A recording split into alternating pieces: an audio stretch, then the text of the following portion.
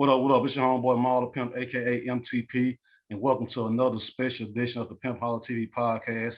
Now listen, y'all, I have a very, very, very special guest here. This guest right here played a major part in my life. This guy is very sentimental to me right here. This guy right here is the owner, founder slash co-founder, along with his lovely wife, the late Miss Diane Mason, the co-founder and founder of Kandy Kastle Daycare. This guy has played a major role along with his wife in my life and plenty more adults in the city who grew up under the Kandy Kastle Daycare umbrella. This guy means a lot to me right here, a whole lot. I love this guy just like he's my own father right here. I would look at him as a parent, as another parent outside of my biological parents right here. I'm talking about the respectable Mr. Gerald Mason. Welcome to Pimpoholic TV, and how you doing, Mr. Mason? I'm so happy to be a part of this program, Jamal, to be a part of your life and see you develop as you have as a young man. It makes me so proud. And my wife was very, very proud of you too. Man, Mr. Mason, I'm gonna tell you, let me tell you this. Usually when I do my interviews, I research the person I'm interviewing and I come up with questions to ask them and stuff like this. But for this right here, man, I decided not to write no questions down. Man. I'm just gonna just ask questions from my heart and from my mind. That way we just have a natural conversation. You know what I'm saying? So I didn't write anything down. I'm just gonna just come off the top of my head with this, man. That's great, Jamal. That's great. What's up? What's up? I got to give a special shout out to my sponsor, the M Group LLC. Let me tell y'all about the M Group LLC. The M Group LLC is an independent distribution company that offers essential services such as internet, home security, energy, identity protection, wireless, and more. Secure your homes and businesses. Get a free consultation from my homegirl, Miss Nori. Email the mgroupllc@gmail.com to schedule your appointment. You can also visit www.isnorinori.com. Click the services tab to check out all the deals that they offer. Salute to my sponsor, the M Group LLC. Much love. Y'all go check them out. Yeah. So let's go back to the beginning. I became a part of Kandy Kastle when I was in elementary school. I was a part of what we call, or what you all would call, the before and after school program.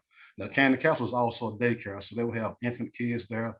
You know, parents now would drop kids off of daycare. Kandy Kastle was a daycare back in the day. I wasn't a part of daycare. I was a part of before and after school program, meaning I would get dropped off there in the morning.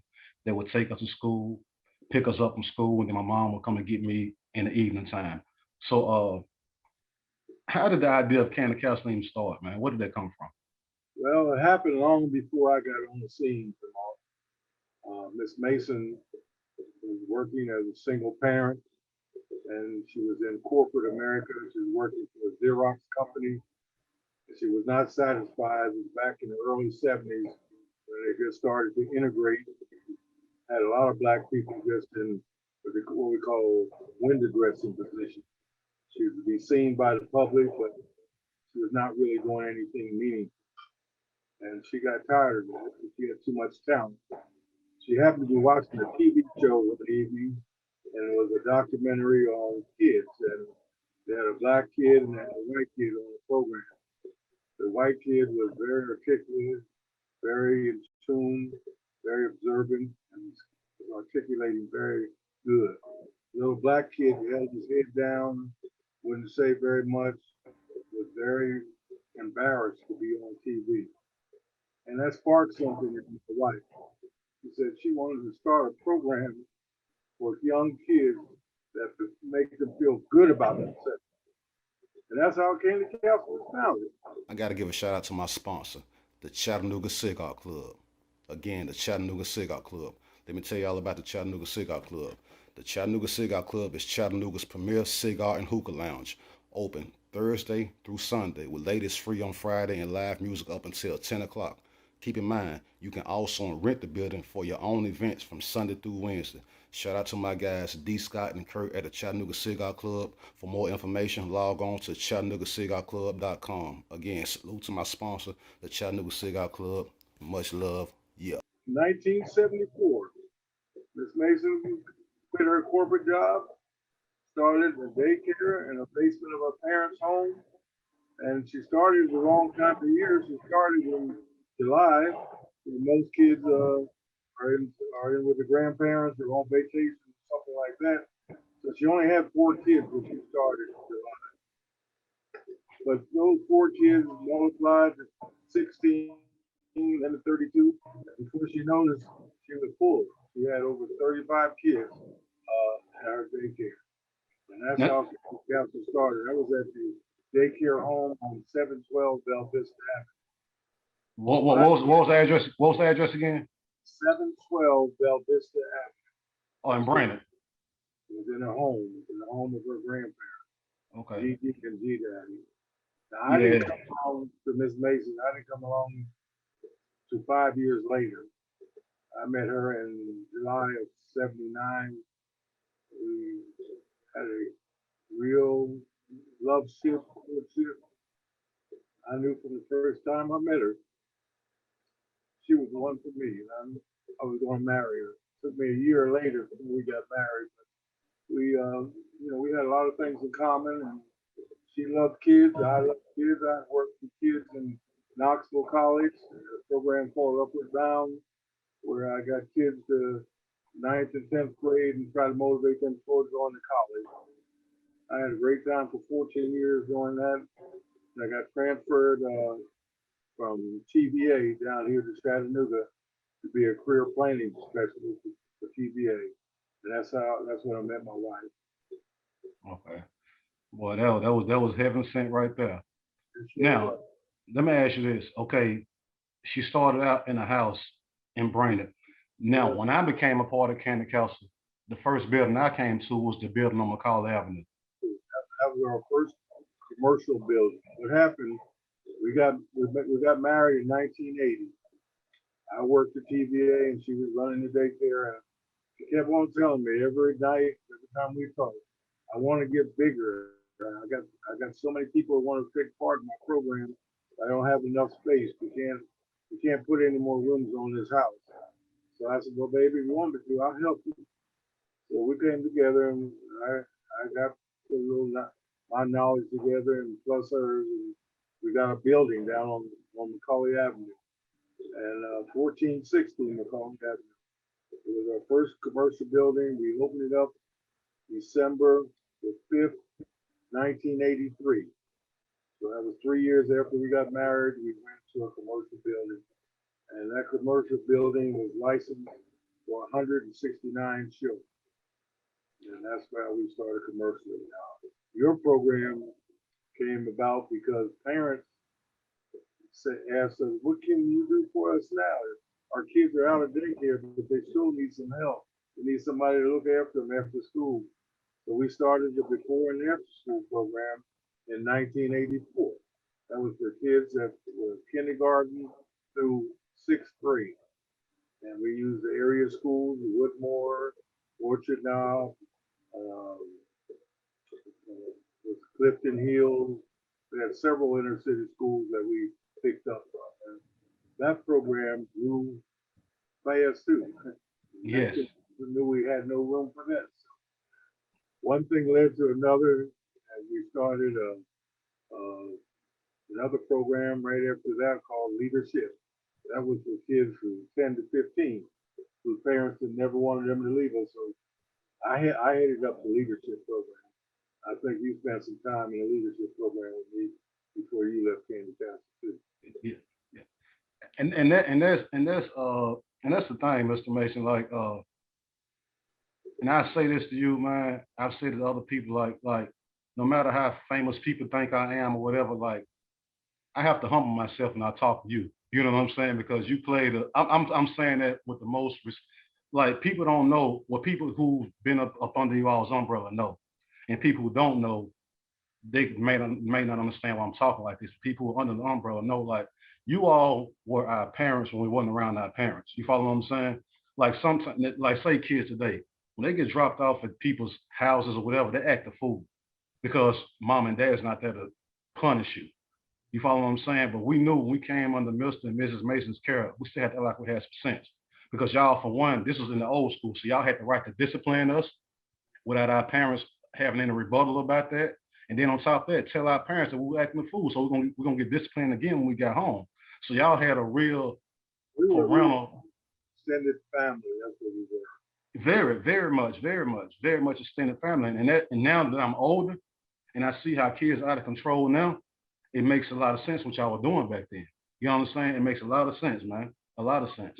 My wife and I had years of experience, and plus we were parents ourselves. We were raising 5 kids at the same time we were taking care of 150 kids. So we had kids almost the same age. I think you're close to Brooke's age, and Brooke was in the program when you were in the program. Yeah. And, so we had our own children in there. Then our other children worked in the program. Right. Ms. Mignon worked in it. Gerald Jr. worked in it. Eric at one time worked in it. So Dale. and Dale, can't forget about him. He worked in it too. But we just said we were a family, and we did things were great. Things were great. Things weren't great. We took care of those things. There's never a minute that we would not give a kid an encouragement or discipline if that's what they needed. And I can say one thing about you, Jamal. You were a child that was always respectful, always agreeable. I can't remember a time where I really had to get in your case. Right. I can't recall. You were always, because your mom was a great woman. Right. She was the most supportive parents I ever had. And she and I would talk about you, talk about your future, where she wanted you to go in life. And I know she's very proud, of where you are today, because she was really a mother that supported her child. She knew that Kandy Kastle could give you something that she couldn't give at that particular time, but she had work, and she let me know, Mr. Mason, treat Jamal just like he's your own kid. If he need a spanking, you tear him up. Right. You can't say that today, but that's the way it used to be with my parents. Right. My parents have trusted us, knowing that we loved their child and that we were going to do the best we could for them. If they need discipline, and you've seen me discipline some children. Yes, I have plenty of them. Plenty. Yeah. I did it with love and affection. Right. Because that's what's wrong with these kids today. They don't have anybody loving them. They don't know what love is. And love is not just the nicety. Love is when you have to correct somebody. When you correct a child and discipline a child, you loving that. You showing that you love that child. If you didn't care about that child, you don't care what they do. And we cared about our kids. We cared about all of them. And it wasn't a whole lot of spanking and beating and stuff. We talked, we challenged children, we disciplined children, but we always gave them a hug before it was time to go home. I remember as big as you were, I used to make you come over and hug me before you get off the van. Mr. Man, I'm too big for this now. I said, come on, boy, hug me. That's true, man. That's so true. It's so true. Let me ask you this, Mr. Mason, from a business perspective. And this was maybe possibly younger people, people now who are trying to start a daycare. Now, when you come to starting a daycare, even though this was years ago, give the layout. Like, what's the process? Do I get it built and then I got to get inspected by the city? What's the process to actually get a daycare off the ground? It's twofold, Jamal. First of all, you got to have demand. You don't ever want to go into kind of a capital business like open up a daycare unless you know that you got demand. I mean, you got enough people that are going to pay for the bricks and mortar. Once you know you have a demand for it, then you go out and you try to find a facility that can accommodate the kind of demand that you have. When we left Macaulay Avenue, we went from Macaulay Avenue to Johnson Avenue, where we opened up an infant center right there at the health center. Right. We had 75 kids from the age of 6 weeks to 18 months in that facility. Okay, but we found a facility, then you negotiate because you can't afford to buy all these, so you're leasing these buildings. We own Macaulay Avenue. We bought Macaulay Avenue. All the other 3 or 4 buildings that we worked out of, they were lease buildings because it was just too expensive. Daycare a lot of people look at daycare and they say, well, they charge $124 a week and you got 300 kids and they start multiplying, but they don't multiply the expenses. They don't know that those buildings cost you $3,000 to $4,000 a month. Utilities cost you $1,500 to $1,800 a month. You know, your insurance costs you $1,200 to $1,300 a month. Your staff costs you about $40,000. So when you add all those things up, it's a great amount of money that comes in, but you're paying out a great amount. And that's why we made a living out of it, because it's a family, and family does things that you don't have to pay everyone all the time. My kids never knew what overtime was. My kids never knew that they didn't have to work on Saturdays, you know, because they were family. When we worked, they worked. You know, but when we ate good, we took a vacation, they all took a vacation too. So it's that kind of reward system that allows you. But if you're going to start a business, any kind of business, that's where a lot of people make mistakes. You got to know that there's somebody out there that wants your service or wants what you make. So if you go, that's why so many fail, because they don't do their due diligence and find out, is there really a demand out there for my product? And we found out because people be calling every day and we didn't have space for them in the daycare. So when we got to the point, then when we started transportation, picking kids up from home in the middle 90s, all that just opened up more. That's why we went from Kandy Kastle number 1, 2, 3, 4, 5, because we provided transportation. Another need that a lot of our parents had to have. They didn't have cars, but they wanted their kids to go to daycare. So we had to pick them up. I have to drive that bus over there on the west side. Yep. See, I wore many hats. I wasn't only just administrator, teacher. I was a bus driver. I drove those great big buses around there. Have you ever been to the west side and know how to get around the ports and get that big bus up and down there with people parking illegally? I'll be out there blowing in the morning, getting people to move their cars so I get the bus through. But these are the kinds of things that family kind of centered business can do. If I had to pay for all the expenses that our families did, the second, third, and fourth, fifth tasks they had, you know, we would never been able to make it. We made it because we were family, and our family pulled together, and we just lost our leader. We lost the leader. My love, and one of the greatest women, business persons I've ever met, Chattanooga, was my wife. Take your time. I understand. And for those of y'all who wonder who he's talking about, Miss Diane Mason, that's the lovely lady you see over his left shoulder back there in the background. Miss Diane Mason. Yeah. Yeah, she was the lady, and I guarantee you, she's been so proud of what you all did for her and her celebration, her send-off. That was great. A great program made up of all her kids who are grown now, 35, 40. I don't think anybody's near 50 yet, but mainly 35 to 45. That was a wonderful tribute that they gave to my life, and I thank you for it. Yeah, definitely. They couldn't have said enough, man. They couldn't have said enough. Yeah. Hey, let me ask you this, Mr. Mason. Going back to what you said about starting a daycare, what people might see the money you're making, but don't understand all the expenses that come with that.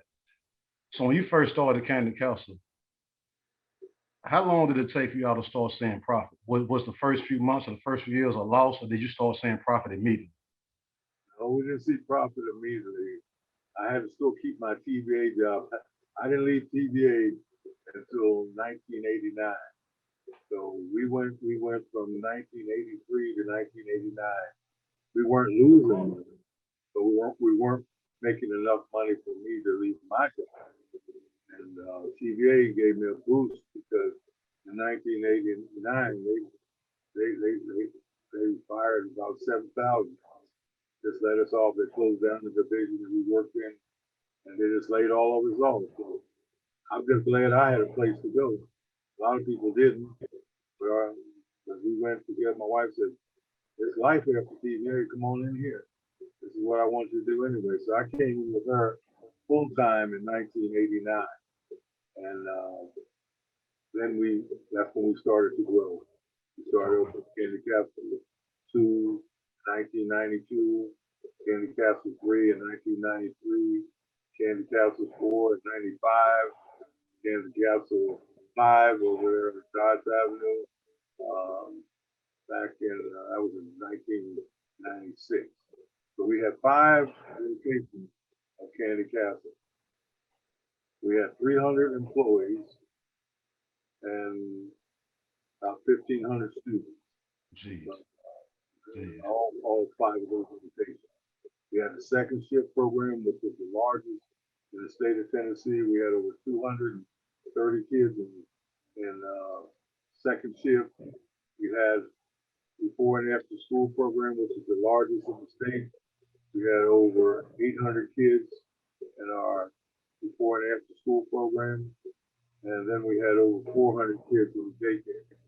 So we had a combination of programs that really were created because of parents' needs. The parents would tell us, I'm not ready for my child to leave Kandy Kastle. They just finished kindergarten. I want them in the before and after school. Then it's summertime. I want them in your summer enrichment program. I'm going to get to that. Let me ask you this. Let me say this first, because we have multiple daycares in the city now. Unless I'm missing something, I don't know a daycare now that has opened up and then graduated to 5 different locations. I've never seen that before in my life, unless it's something that I'm missing. You know what I'm saying? So like that was a major imprint right there. I think you all are the foundation of what a real daycare stands for.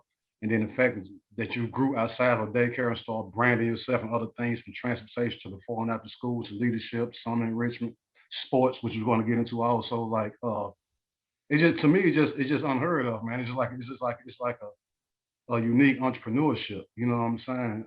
We thank you for that, but we thank our parents. Right. Parents were so close to us.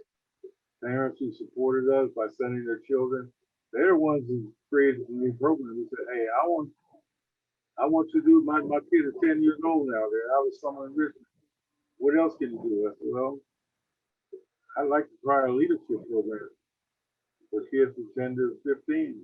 That's how that program was designed. It was one of the, I did that by myself. Miss Mason, she said, hey, you go out here and branch that way. You branch yourself. So I did that leadership with my baby. And I loved it. And we took the kids on trips. We took on local trips. We took them to colleges. We took them to New City. We took them to New York City. I went there. Washington, D.C. Even got a trip to the Bahamas. I think that one might have been after we left. But we one of the travel agencies here, a friend of mine said, it's a cruise line that's going out of business. They're having one last sale. It's so cheap. I'd like to see if you want to take your kids on. And it was only $200 per person. And that was for 3 nights and 4 days. And I said, yeah. We got together and sold fish sandwiches, wife's cars. And I don't think it cost any parent more than $100 to send their kids because we raised most of the money. And so we took a trip to the Bahamas and came back and spent 2 days at Disney World. So yes. I don't, and man, we got calls from everybody who went in the program. How can I get my kids? It's too late. This is kids that were currently in the program.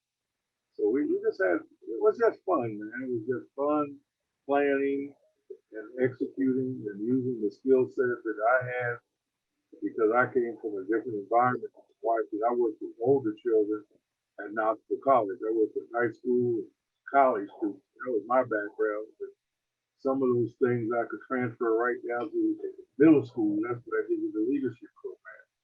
And it was a very almost carbon copy of the program I ran at Knoxville College, just for younger students. So we just had a great time and great support. That's the thing. When Black businesses tell me that they can't get support for Black people, I don't understand what they're saying. Black people have always supported us. Right. Always had support. we never went through a period that we didn't have support. And even today, I think if I go out there now and say I'm going to look Kandy Kastle up again, I guarantee you I'd get enough support to open it up. I believe that. I definitely believe that. I definitely believe that. You know, and we worked hard. It was not always an easy task, but when your family, and it's not just my wife and I, our kids. We had Gigi, we had D Daddy, we had Valerie. Later on, my brother came down from New Jersey, Uncle Jack. He headed up the transportation, and we just had great people in the staff. We had people that worked for us for 25, 30 years.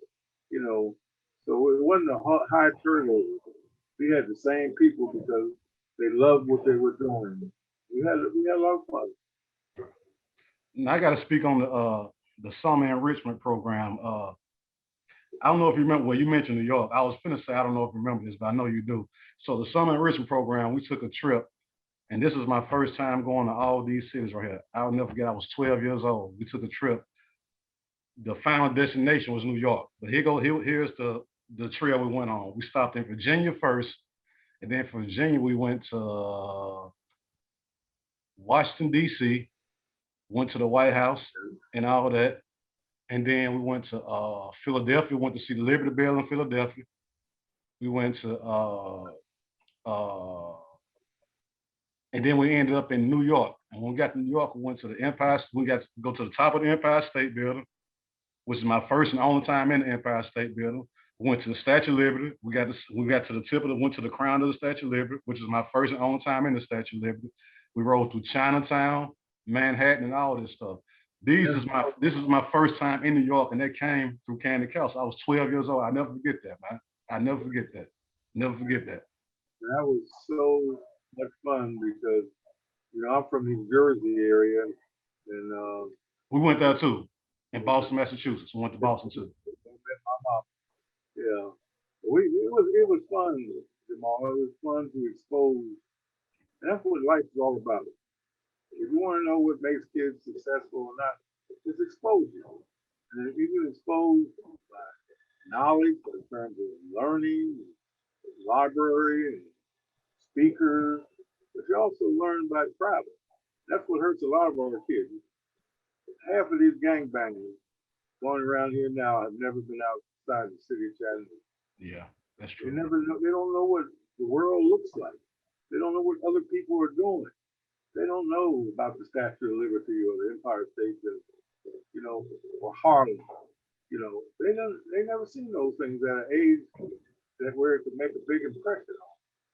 And that's what's going on now. A lot of programs that we have today are just not meeting the needs of children because they don't think farther than 9 to 5. I got them at 9 o'clock and do something at 5. They don't look at trying to enrich the experience. What would turn you on at 12 years old? These are the kinds of things that we used to sit around and talk.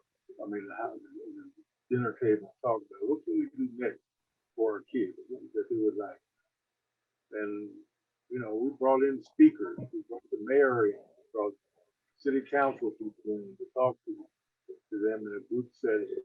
They didn't know what a city council was. They didn't know what the governing body was. They didn't know what a mayor did.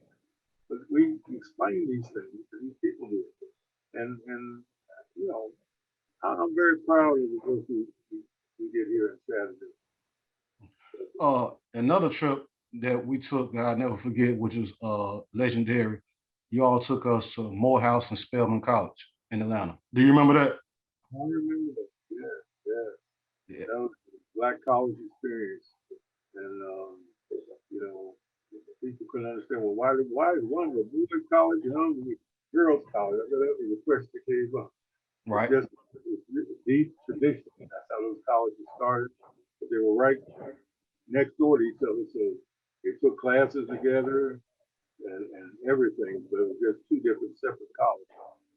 And they're historically, they're two of the most respected, prestigious Black colleges that are in the country and the world today. They, you name, say Morehouse, you say Spelman. I just saw where someone just gave Spelman $5 million. Sam Jackson, his wife, just gave Spelman $5 million just last month as a contribution. So I mean, these are great colleges, and we wanted, and we had several of our kids to go to college. You know, after Kandy Kastle, after they finished high school, we had several of those kids go to Morehouse and Spelman. And, so it's just the right thing to do if you had the kind of experience to give the youth kids.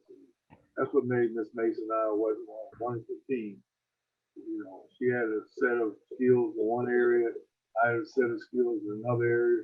We brought those skill sets together. We had a great program to offer children. Right. Another thing I want to touch on is sports. My first Little League football team was the Kandy Kastle Mason Raiders. I went on to play with the Lakeside Oilers after that. I won a championship with the Lakeside Oilers. I didn't win it with the Raiders, but I played with the. What'd you say? You just stay with us long enough. We won some championships too. Mason Raiders did. Okay. After you was gone, but we had some good people. Mr. Stan Swap. Mrs. Swap. Yes, Stan, yeah. Started that, and when he started, I said, Stan, this is gonna be very expensive.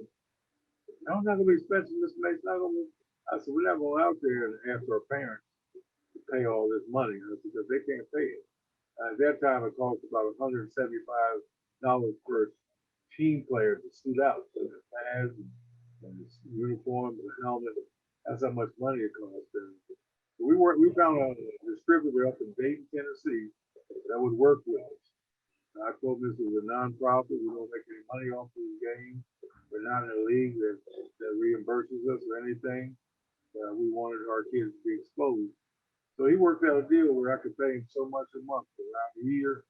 Even after football season, I'd still be paying for equipment. And that's how we were able to sponsor. Our equipment was just as good or better than some of the other teams that had sponsors. You know, but Mr. Stan Swapper was a great guy. He introduced it to us, and we had some good. You know, we didn't win all the games at first. We got to the point where this is so. Remember, I don't know whether you were there then. When who was that team? It was Butler Bills, Brainerd Bills. Brainerd Bills, yeah.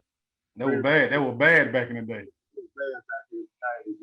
And they used to throw candy canes at us. We come out on the field because our emblem is candy cane. That's what the Kandy Kastle was. They threw these candy canes at us.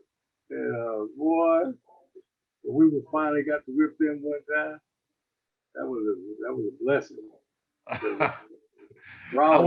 wasn't around for that. They didn't do that when I was there. I played in the I played on the 11 and 12 grade. I mean, 11 and 12-year-old age group. So I played the first year y'all opened up, and then the next year I went on. My next 2 years I went on to the Lakeside Oilers. Yeah, it took us a couple of years to learn the game. And we got some kids, and I don't know whether you remember this, but one of the proudest moments that I have. We had a little boy who only come to us in the summer. He was from Texas, named Justin Blaylock. And he was very timid, kind of oversized for his age. And Mr. Stan Swapper said, "Hey, can you play football? You ever play football?" And Justin said, "No, I never played football." Stan Swapper took that young man under his wing. Took him about 2 or 3 summers. That boy grew into a 6'6", 320-pound guard playing for the Atlanta Falcons. He started his football career at Kandy Kastle. And he played for 9 years in the NFL. And he came here one summer and was over at Second Baptist Church. And we all went over to greet him. And he told that story about how Mr. Swapper got interested in football. And he made a livelihood. He wasn't just on the team. He was a starter for 9 years. Justin Blaylock. Atlanta Falcons pro player with a background starting out at Kandy Kastle. That's right. Let you know. That's a story that a lot of people don't know because it's never been told that much. But I didn't know that. Yeah, Mr. Stan Swapper got that young man interested in football. He went on to the University of Texas, became All-American at the University of Texas, got drafted in the second round of NFL and played for 9 years. And did well, number 63. Okay. Okay. Y'all also had the Little League baseball team, which I also played on. I got my trophy right there for the Little League. Man, hold on, just so you know I'm telling the truth. Hold on. So I got right here my baseball trophy for Kandy Kastle, which is right here, and put it in the screen so people can see that. And the year was 1991, the Kandy Kastle Red Sox. My baseball trophy right here, 1991. Now my football trophy right here, 1990. Put this in the screen so y'all can see this. You see it says the Kandy Kastle Mason Raiders, 1990 Lakeside Football League. This is my football trophy from Kandy Kastle. This is my baseball trophy from Kandy Kastle. I got a house full of trophies, but 2 of my trophies come from Kandy Kastle right here, y'all. Yeah, so yeah, I still got them to this day, Mr. Mason. That's 20 something. That's how many years? 30 years almost. Yeah, 30 years, and I still got them. I still got them, man. Yeah. Proud of you. And proud of the parents for supporting us, as well as the coaches that we had. You know, I didn't coach much. I was never that good an athlete myself. I found the coaches, and we had a good time. Right. Mr. Arthur Watson, he still had a football team. He started his football career coaching for Kandy Kastle. He's still coaching the team now. Right. He could be somebody good to have on this show. Okay. And Arthur Watley. What's his name again? What's his name? Arthur Watley. We call him Coach Watley. Okay. All right. He sells insurance. I mean, he not only sells, he bails families out. He's that good. A lot of people don't know, like when my wife passed, you have no idea what it costs to bury a person. And if you don't have any insurance, you're in trouble. You're in trouble. So many people are that way. Get Coach Arthur Watley. I'll text you his telephone number. He'll be a good person to have on. Okay. You know, another thing I want to say about Kandy Kastle, this is what I've always loved right here. People like myself who start out as a kid there, we grow up, become adults, and people that start having kids, the first thing they do is bring their kids back into your program. So you all start having generations of people. People grew up there, become adults, have kids, and first thing they say is, I would rather have my kid in the Kandy Kastle Daycare because I know what they're about. You know what I'm saying? So I just love to see people who just spread the generational wealth, and people who come back and even work for y'all at some point in time. You know what I'm saying? So it's like, you never, no matter how grown we get, we never still leave that. You follow what I'm saying? We still some kind of way come back. We don't. And we had when we closed Kandy Kastle for about 5 years, from 2000, I think 2002 to about 2008, and only reason we opened back up again was because parents, like you were saying, you all were having kids of your own and wanting to go to Kandy Kastle. And when we opened up in 2008, I'd say 70% of the kids we have second generation. That's why we call it Kandy Kastle second generation, because most of the kids that went there, their parents. And that's what we had, and it was a great opportunity to serve that second generation because we had all kinds of cooperation. Mr. Mason, you remember how I was? You know what you had to do to me? You got to do this to his. I said, oh Lord, but they were great kids, and they loved it, and it was a great pride to serve a second generation, knowing that you did something so good with the first generation that they want to send their children to. You can't get any other acclaim in life that makes you feel better than that, knowing that people trust you and want you to start a whole new program. I want Kandy Kastle back. That's how it came back. My wife had a dress store in Struck Back over there in Eastgate, where Walmart is now. People would come in there every day. Miss Mason, this is my son. He's 6 months old. I want him to go to Kandy Kastle. And sooner or later, I got next to it, and she said, we might as well start it back. We got enough people want us to start it again.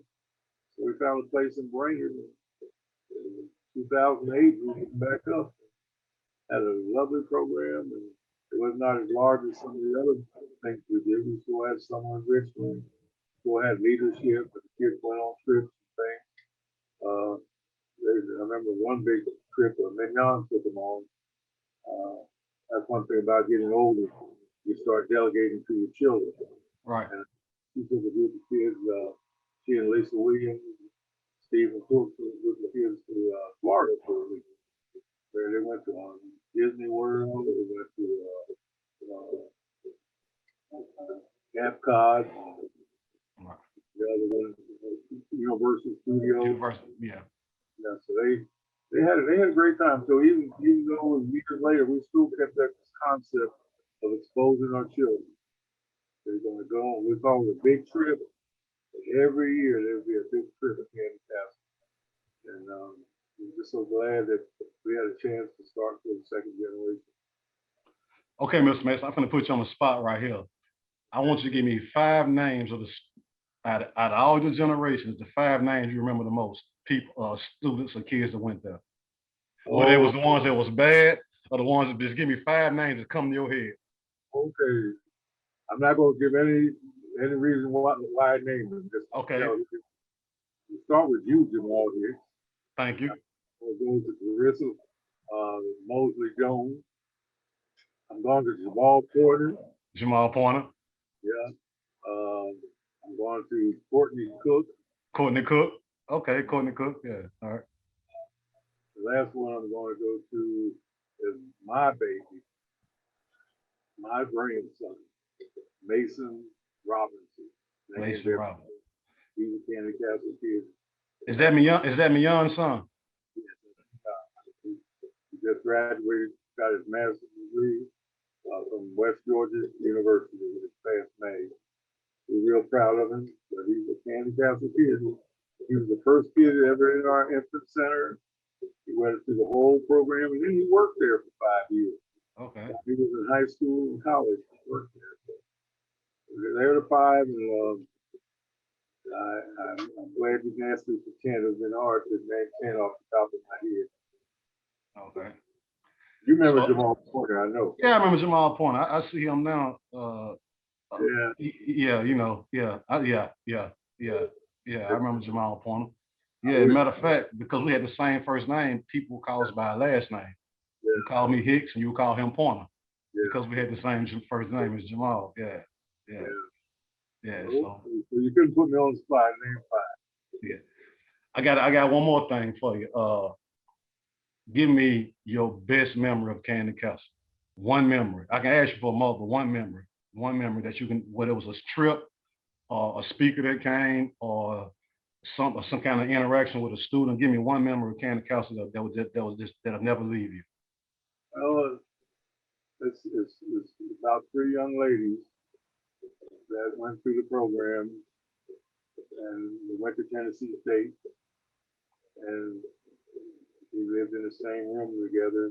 And he sent me this letter, and in this letter they thanked me for everything that I helped them do by exposing them to historical Black colleges and how much I changed their life, and that without me, they probably would have never been inside a college dormitory, let alone live there. And that letter I still hold dear to me in my Bible right now. And it's not the only memory I have, but it's one that touched my heart. To know kids express this type of feeling to you about what you've done to help them develop. And right now, all 3 of them are very successful young ladies. They're married now. They still keep in touch. One thing here for my wife, too, and from Atlanta. She lives in Atlanta now. And it just touches me. Now, I got other guesses for one, but that's one that hits me later. biggest void I have in my life now is not having my wife. Because we would sit back at night talking about two kids, talking about experiences. You know, I told you, Jamal Hickman, he got a radio program. He's a big time promoter of shows. He said, "Not Jamal Hicks." I said, "Yeah, Jamal Hicks. Yeah, he's out here doing it, honey." And that's the kind of fun we had. We always enjoyed talking about our kids, witnessing their success, and just knowing that we, some kind of way, we played a small part in helping them get to where they are now. That's what my wife and I did, and I miss that the most. I miss that the most, not having her to share those experiences. We got so many great experiences. Right. Yeah. There's so many of you all that turned out well. We're proud. We're proud of all of our kids. Right. We are proud of those who step further in making impacts in the business community, in life. And Jamal, certainly you're one of them. And you always was a good kid. You came from a good family. And never did I ever have an ounce of trouble out of you. I never did. You've been respectful, and I appreciate that. And I'm so proud of what you're doing. I appreciate that. And y'all play, like I say, you played a big role, or you and Mrs. Mason played a big role. I can't say that enough in my life. And I think anybody who went to Kandy Kastle will say the same thing. Like, again, y'all were extended family, that home away from home family, secondary parents, and that's important right now. Like we said earlier, that's what these kids are missing, man. You know what I'm saying? And now that I'm older and I see how important it is to be disciplined away from home, it made a lot of sense what y'all are doing. Y'all were way ahead of y'all time. Because what y'all were doing back then is what's needed right now. It's what's needed right now. It's what's needed right now. Like a lot of these kids who are getting into trouble right now, they needed to take a Kandy Kastle trip to New York. They needed to go to one of these college campuses. They need to come hear some of these influential people, whether it be black or white, come and speak to them. You follow what I'm saying? All that is gone now. They need to play for the Mason Raider football team. They need to play for the baseball team, because that's keeping you occupied. That's keeping you out of the streets. So a lot of the stuff y'all were doing back then is what's missing right now. So y'all are way ahead of y'all time. And now that I'm older and I see what's going on, I see what kids are going wrong at, it makes sense what y'all were doing to us back then. It made a whole lot of sense. You know what I'm saying? So man, salute and respect, definitely. We enjoy doing it. We're glad this is our God-chosen lifestyle. God directed our activities, and it was a very key part to us doing what we were able to do and be successful at it, because we had his backing. He knew we were doing something that was going to last for a lifetime. And that's the rewards. That's the rewards anybody who wants a career, knowing that you're fulfilled. And I couldn't be better examples of that than what you're doing here today. Here's one of my students at his own podcast interviewing me in front of his audience. And I can only say that I'm honored, and it's been a blessing for me to be here today, and Jamal, to be a part of your work effort, and I can only say thank you. Man, I appreciate you. The feeling is mutual. Thank you. Okay, Mr. Mason, check this out. We're gonna do on a lighter note. Before we get out of here, I gotta play this little. I do a thing on my podcast called the Pick One Challenge. I'm gonna name two things, and I want you to pick one. Are you ready for this? So when I name these two things, whatever your favorite one is, you pick that. You ready? Yep. Okay. First, Hamilton Place or Eastgate? Eastgate. Herman's or Mimo's? Herman. Heavenly Wings or Buffalo Shack? Heavenly Wing. Martin Luther King or Malcolm X? Martin Luther King. Al Sharpton or T.D. Jakes? Al Sharpton. Power 94 or WNOO? WNO. Rosa Parks or Coretta Scott King? Rosa Parks. Last one, Jesse Jackson or Barack Obama? Gotta go with my brother, Jesse Jackson. Oh, okay. Surprise. All right. You got me with that. All right. Well, Mr. Mason, that was the pick one challenge. And man, listen, I appreciate you for tuning in. Thank you so much. Thank you so much. So much respect, man. I love you like a father, man. I wish you much success. And again, my condolences. Rest in peace to the lovely Miss Diane Mason. Y'all, again, I can say it enough. Y'all are like parents to me. Y'all are like parents to us. And I appreciate and I respect everything you've done for the city, man. And it's just, man, it's all love with me. All love, man. I thank you, man. The same way back to you. They say back to you, son. Keep on doing what you're doing. Keep God in your life. If never go wrong. If you come from good roots. Right. Your mama was a powerful lady. Yeah. I respected her. I loved the conversations we had. We had many conversations about you. That she was always want to make sure you were in the right frame in terms of people being around you. So as long as he's with us, he's gonna be fine.